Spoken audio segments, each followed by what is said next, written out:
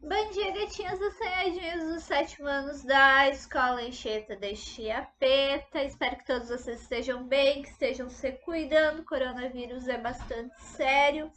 E eu estou aqui hoje para falar com vocês sobre os recursos energéticos, ou seja, as fontes de energias. Então, vocês já imaginaram um mundo sem energia? Sem essas coisas todas que facilitam a vida cotidiana da gente? Então, por essas coisas é que as fontes de energia são importantes. As fontes de energia garantem o funcionamento da economia, da agricultura, da pecuária, da indústria, de serviços sociais como saúde, educação, como transporte. Então, todas essas atividades econômicas de produção, comércio, consumo de bens, elas precisam de fontes de energia. Então, o que é energia? Energia é a capacidade de produzir trabalho. É a ampliação da capacidade produtiva das sociedades, ela vem gerando um aumento muito grande do consumo de energia. Então, quanto maior a quantidade de trabalho necessária para realizar alguma tarefa dentro da sociedade, dentro da economia, maior é o consumo de energia. Tranquilo? Então, e o consumo de energia teve um salto muito grande ali na época da Revolução Industrial. Então, a Revolução Industrial ela vai aumentar a capacidade de trabalho, mas ela vai aumentar também a necessidade de fontes de energia. Então, eu vou ter a incorporação de novas fontes de energia para realizar as tarefas, para realizar o trabalho. Então, eu vou ter, depois da Revolução Industrial, no século XIX, o ciclo hidráulico, o ciclo do carvão, o ciclo do petróleo e hoje o ciclo da eletricidade. As fontes energéticas elas estão distribuídas de maneira desigual dentro do planeta. Assim, existem países com uma quantidade maior de reservas de fontes energéticas. Isso vai gerar um fluxo internacional de comércio de fontes energéticas. Por exemplo, o petróleo, que é comercializado por barril. Então, isso também vai gerar algumas disputas por esses recursos. Vão surgir ao longo da história da humanidade guerras para conseguir conquistar espaços onde existem recursos energéticos, onde existem matriz energética. Tranquilo? Então, os países também entram em guerras, em disputas por esses recursos energéticos, porque quanto maior for a disponibilidade de recursos energéticos de um país, maior vai ser a sua capacidade produtiva, mais desenvolvida vai ser a sua economia. Por isso, a importância dos recursos energéticos. No uso dessas fontes de energia, elas também vão trazer bastante danos ambientais. Então, a queima de combustíveis fósseis, ela vai liberar gases de efeito estufa dentro do planeta, vai causar desastres ambientais, vai causar poluição térmica, vai causar contaminação ambiental. Então, você tem essa parte negativa do uso das fontes de energia, que são as disputas por territórios ricos em matriz energética e os danos ambientais causados pelas fontes de energia. Então, gente, matriz energética é o conjunto de todas as fontes de energia disponibilizadas em um país. São todos os recursos energéticos que existem dentro de um território nacional. Essa disponibilidade de recursos energéticos, de matriz energética, ela é extremamente importante para o desenvolvimento econômico de um país. Dentro do Brasil, o nosso país, o nosso território nacional, 83% das fontes de energia, da matriz energética disponível é renovável. E outra coisa, as fontes de energia, recursos naturais ou artificiais que usamos para realizar o trabalho, elas estão separadas de 3 maneiras diferentes. Então, eu tenho as fontes de energia primária ou secundária, eu tenho as fontes de energia convencionais ou alternativas e as fontes de energia renováveis e não renováveis. Quem faz a regulamentação do setor energético dentro do Brasil são órgãos estatais. O Conselho Nacional de Política Energética, CNPE, ela tem uma função que é orientar as políticas para o setor energético dentro do Brasil. Então, toda política pública que é criada para o setor energético vai passar por esse Conselho Nacional de Política Energética. Então, esse conselho vai instruir o presidente dentro dessa possibilidades de criação de políticas públicas para o setor energético. Outro órgão responsável pelas fontes de energia dentro do Brasil é o Ministério de Minas e Energia. Tranquilo? Então, o Ministério de Minas e Energia tem uma função que é acompanhar, avaliar a continuidade e a segurança do suprimento eletroenergético no território nacional. Então, essa é a função do Ministério de Minas e Energia, que é acompanhar a produção e a distribuição das fontes de energia dentro do território nacional, dentro do Brasil. Além disso, também temos um outro órgão importante, que é a Agência Nacional de Energia Elétrica, a ANAEL. A ANAEL tem a função de a responsabilidade de promover a geração, transmissão, distribuição e comercialização da energia elétrica. Também a ANAEL é responsável pelas tarifas que você paga pela energia e pela divisão do mercado entre as empresas que vão fornecer essa energia elétrica. Também a ANAEL, a Agência Nacional de Energia Elétrica, é responsável por promover a pesquisa, o desenvolvimento e a eficiência energética dentro do país. Então, gatinhos, a principal divisão das fontes de energia é a divisão entre fontes não renováveis e fontes renováveis. Bom, as fontes não renováveis são aquelas que não têm capacidade de renovação dentro do planeta. Por exemplo, petróleo, carvão, gás natural, urânio. São fontes de energia que não têm uma capacidade de renovação dentro do planeta. Destas, começamos então pelo petróleo, que é uma das mais importantes fontes de energia usadas pela humanidade neste momento histórico. Bom, o petróleo ele vai ser formado pela decomposição anaeróbica de matéria orgânica em ambiente marinho. Essa matéria orgânica vai passar para o continente pelas fissuras nas rochas, formando reservas de petróleo. Então, essa extração de petróleo das reservas, elas acontecem em subsolo oceânico e em subsolo continental. Tranquilo? O petróleo vai servir como matéria-prima para combustíveis, para indústria química, para indústria de cosméticos, de remédios, de limpeza, de tecido sintético, alimentícia na produção de corantes e conservantes. Então, o petróleo ele vem ser uma matéria muito importante para a indústria, não só como fonte de energia, mas também como matéria-prima de produtos que estão no nosso cotidiano, como produtos de beleza, como produtos de limpeza, como corantes alimentícios. Tranquilo?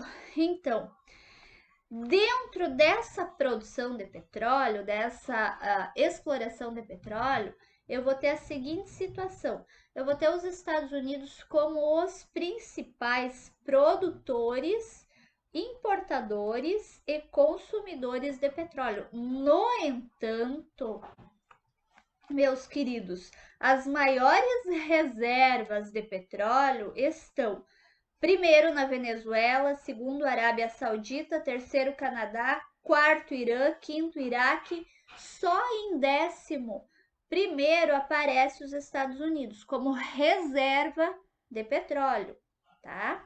E em 15º país com as maiores reservas de petróleo mundial está o nosso país, o Brasil.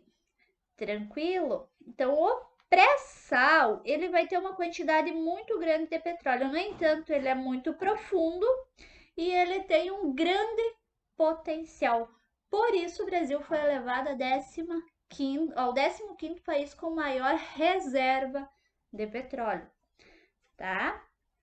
Então, nos negócios que ocorrem entre os países, por exemplo, Brasil e Bolívia, para fazer o transporte desse petróleo, eu vou ter a construção de grandes oleodutos e gasodutos. E isso vai orientar a distribuição e o comércio internacional entre Brasil e Bolívia de petróleo e gás natural, que são fontes de energia importantes para o desenvolvimento econômico, tanto do Brasil quanto da Bolívia. Tranquilo? Então, até a década de 80, eu tinha esse petróleo sendo explorado por 7 empresas, 7 grandes empresas chamadas as 7 irmãs, que eram responsáveis pela produção e distribuição do petróleo a nível internacional.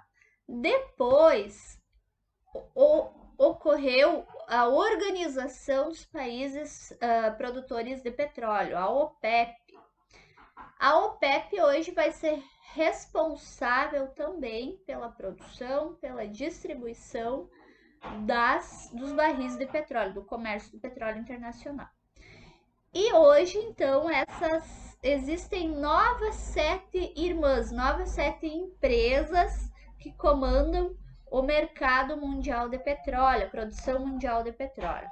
Essas empresas, elas são parte estatais, elas são chamadas as 7 novas irmãs. Então, a primeira eu tenho Aramco da Arábia Saudita, a Gazprom da Rússia, CNPC da China, a NIOC do Irã, PDVSA da Venezuela, em sexto, a Petrobras do Brasil e em sétimo, Petronas da Malásia. Então, essas são empresas estatais que controlam quase 1/3 da produção mundial de petróleo. Então, o petróleo também vai ser responsável por um dano ambiental chamado marés negras, quando ocorre o derramamento de petróleo no meio ambiente, especialmente no meio ambiente aquático.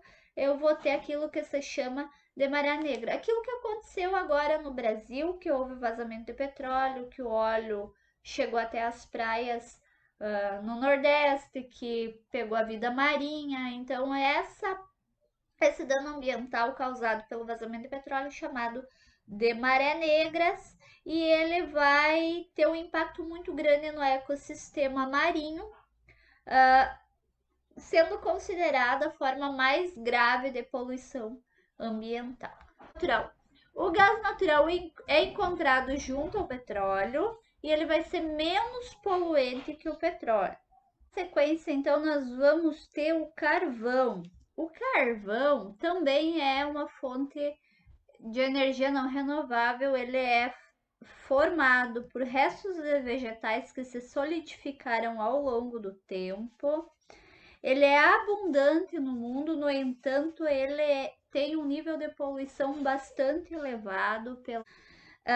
As técnicas de exploração são bastante variáveis, são técnicas difíceis, são técnicas caras e geralmente ele é encontrado em minas subterrâneas. O carvão, ele vai ser importante para a produção de eletricidade e fabricação do aço. Então, ele vai ser fonte de energia e matéria-prima da produção do aço. As maiores reservas mundiais de carvão estão nos Estados Unidos, China, Cazaquistão, Rússia, Polônia, Índia, Alemanha, Austrália e África do Sul. O Brasil, ele vai ter poucas reservas e o carvão mineral encontrado aqui no Brasil é um carvão de baixa qualidade. Por fim, dentro das principais fontes de energia não renovável, eu vou ter o urânio. O urânio é uma fonte primária utilizada na produção de energia nuclear. E o Brasil, então, vai ter em seu território nacional a 6ª maior reserva de urânio do mundo. As fontes de energia renováveis são aquelas fontes que têm uma capacidade de renovação.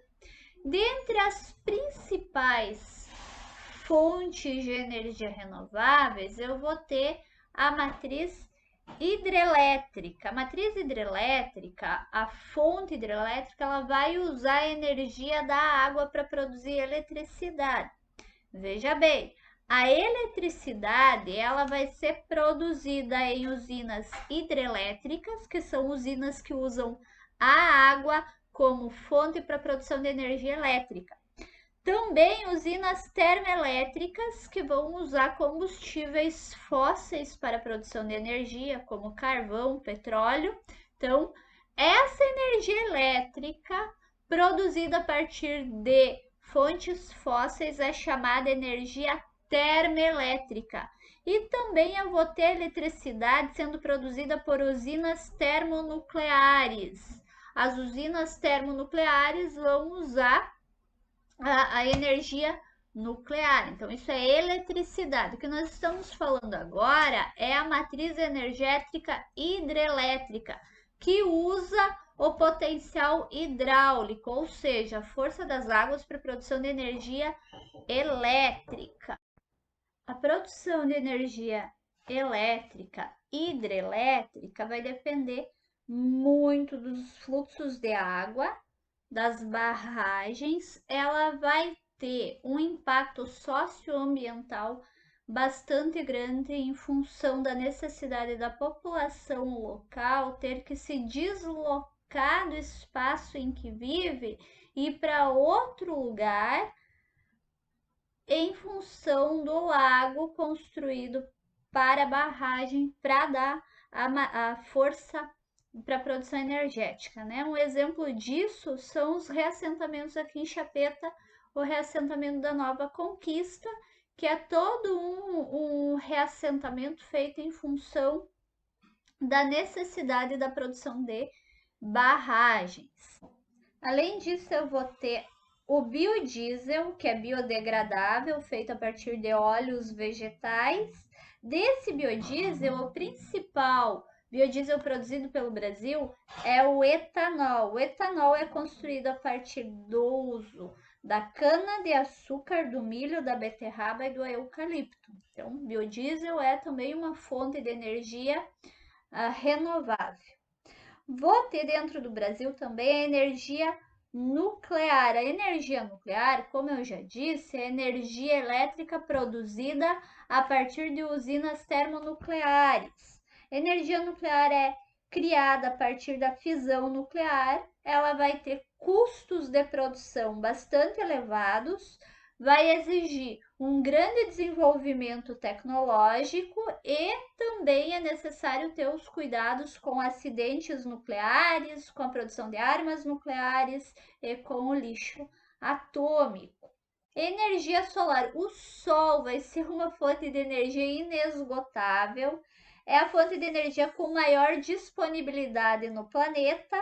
No entanto, a exploração dessa energia solar vai ter um custo elevado em função dos painéis fotovoltaicos necessários para a produção dessa energia. Vou ter também a energia eólica. O vento é uma fonte de energia abundante na natureza. No entanto, também, assim como a solar, os custos da produção de energia eólica, elas são bastante elevados, os custos são bastante elevados, em torno de 70% mais cara do que a energia hidrelétrica. Então, na balança custo-benefício, procura-se sempre a energia hidrelétrica do que a energia eólica. E por fim, a energia geotérmica, que é a produção de energia a partir do calor da terra, mas é necessário que se construa em regiões onde existem um vulcanismo bastante forte. Durante o século XX, o motor a combustão vai trazer uma revolução no transporte. E essa revolução vai gerar necessidade de uma maior quantidade de petróleo, de combustíveis fósseis derivados do petróleo. No século XXI, nós estamos vivendo uma revolução técnico-científica informacional muito grande. E essa revolução, especialmente no quesito de informação, exige cada vez mais fontes de energia. Então, existe uma demanda crescente de fontes energéticas. Portanto, nós vamos ter o uso demasiado na indústria, pela população, pelos transportes. Isso tudo leva a uma crise na matriz energética, uma crise energética. Por quê? Porque 80% das fontes de energia utilizadas no mundo são fontes que vêm de combustíveis fósseis, são fontes não renováveis. Esse uso demasiado de fontes de energia fósseis pode causar uma crise energética muito grande a nível mundial e daí conflitos pelos reservas de matriz energética. Atualmente, então, temos dois grandes desafios em termos de produção energética, que é o desafio da sustentabilidade energética, com ampliação de recursos energéticos, levando em consideração a conservação ambiental e o cuidado de produzir energia, mas mantendo a matriz energética para as futuras gerações. O outro desafio é o desafio da construção de fontes alternativas de energia para que possa existir um desenvolvimento econômico, visto que existe uma interdependência muito grande entre o progresso industrial, o desenvolvimento econômico e a matriz energética. Então, gatinhos, essa foi a nossa videoaula sobre recursos energéticos. Eu espero que vocês tenham gostado, que tenham aprendido muito e que vocês fiquem em casa se cuidando do coronavírus, cuidem dos próximos, estudem bastante geografia e história. Lembrem, amo vocês. Fiquem com Deus. Até o próximo.